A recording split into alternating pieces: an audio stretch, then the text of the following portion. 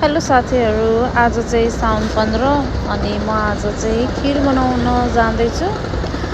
भर्खरै ड्युटी सकेर आएँ, त्यस पछाडि चाहिँ सावर लिएर अब म पकाउनतिर लाग्छु।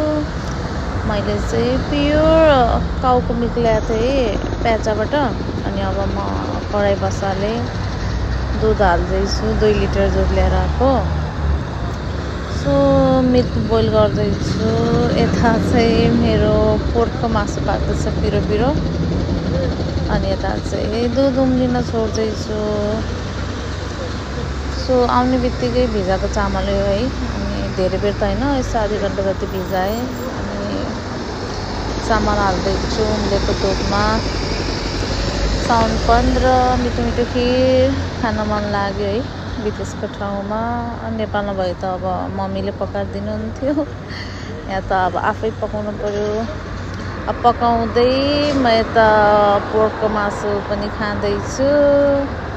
सो अब चाहिँ पालो हो यो अलैँची र ल्वाङ हाल्ने पालो।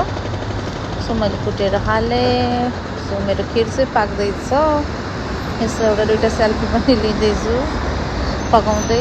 चिनी हाल्दैछु। म चाहिँ धेरै गुलियो नखाने, हल्का हल्का मात्रै लिमिट मात्रै चिनी गुलियो खाने भनेर थोरै चिनी हालेँ मैले। सो खिर चाहिँ एकदम रेडी भइसकेको अवस्थामा छ। हल्का हल्का ड्रिङ्क गर्दै खाँदैछु। लास्टै गर्मी भएर फ्यान चाहिँ किचनमै लिएर आएँ र यो चाहिँ मेरो बाल्कनीको भ्यू थियो। सो अब चाहिँ रेडी मै छ। यसो पोज पनि दिँदैछु बेला बेलामा। लास्टमा चाहिँ घिउ राखेँ। सो अब प्लेटिङ गरेर खाएँ। ओ माई गड, एकदमै टेस्टी थियो खिर है। एकदमै मिठो थियो। लोकल फ्लेभरको टेस्ट आएको थियो कि लोकल दुध भएर। Thank you for watching.